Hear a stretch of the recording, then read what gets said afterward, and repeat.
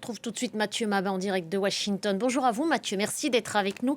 D'abord, comment analyser la réalité des menaces formulées par l'Iran vis-à-vis des États-Unis? Quelle est la capacité réelle? Est-ce qu'il faut parler d'intention politique et de rapport de force face à la pression américaine et internationale?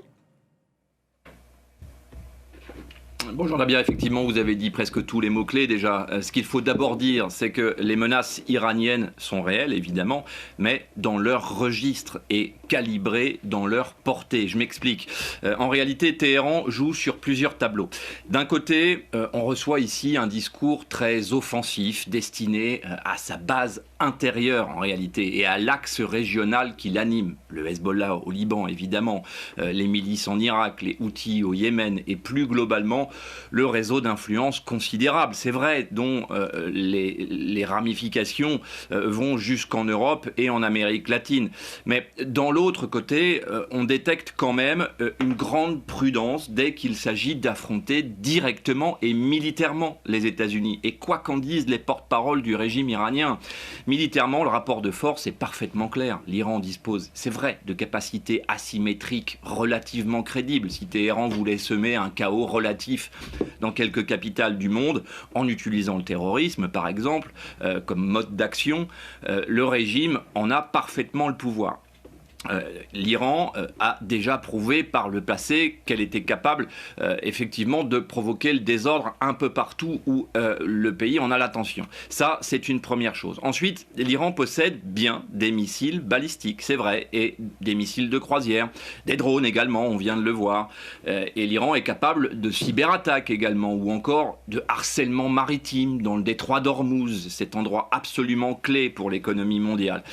Cela lui permettrait effectivement de créer une relative instabilité et d'augmenter le coût d'une confrontation, mais on l'a compris, pas de gagner une guerre conventionnelle contre Washington, évidemment, soyons sérieux. Face à la supériorité aérienne, navale et technologique évoquée à l'instant par Ludovic de Foucault, cette supériorité américaine, Téhéran le sait, l'escalade directe serait perdante instantanément.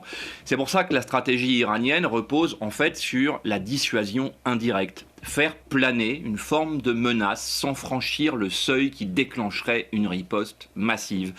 Les attaques sont souvent revendiquées à demi-mot d'ailleurs, ou attribuées à des alliés, on les a cités à l'instant. C'est pour ça que le Hezbollah existe au Liban depuis tant d'années.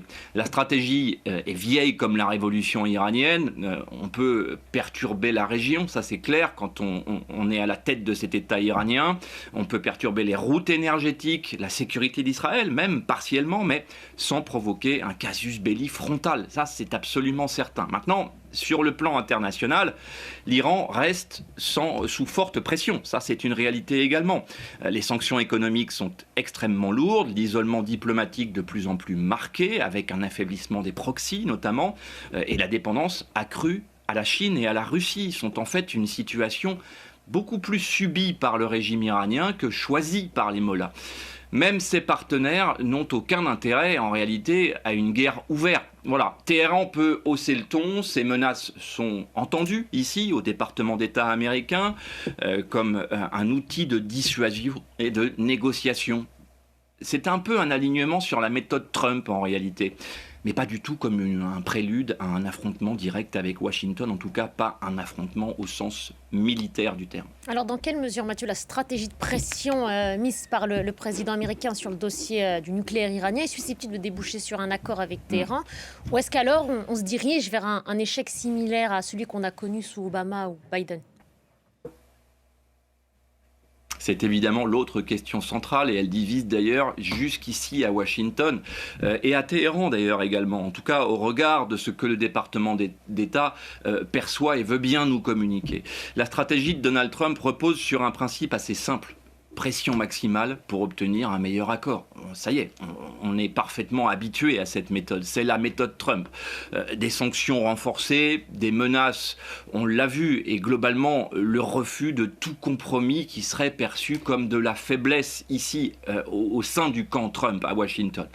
L'objectif affiché, c'est de contraindre l'Iran à revenir à la table des négociations, en position de faiblesse, justement. Ce qui n'est pas le moindre des paradoxes, puisqu'on n'a quand même pas oublié que l'accord sur le nucléaire iranien de de 2015 a justement été pétardé par Donald Trump, sa première mesure de son premier mandat. Alors maintenant, est-ce que c'est réaliste ?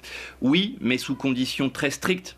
D'abord parce que l'Iran traverse une situation économique extrêmement difficile, on ne le dira jamais assez, avec une inflation élevée, la monnaie affaiblie évidemment, et puis ce mécontentement social, le mot est faible, c'est le moins qu'on puisse dire.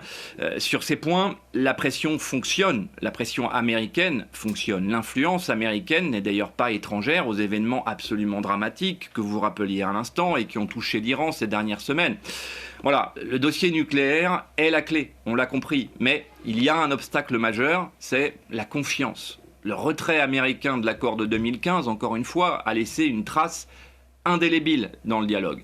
À Téhéran, beaucoup considèrent qu'un accord avec Washington n'est valable que tant que l'administration en place le respecte. Et comment ne pas les comprendre ?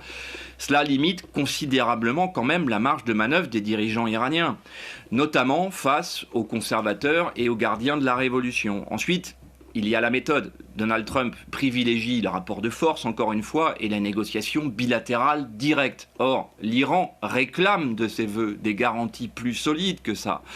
Et puis surtout, un dialogue multilatéral et des allègements de sanctions avant tout engagement de parole.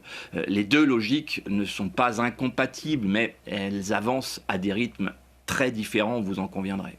Merci beaucoup Mathieu. Mathieu Mabin en direct de Washington.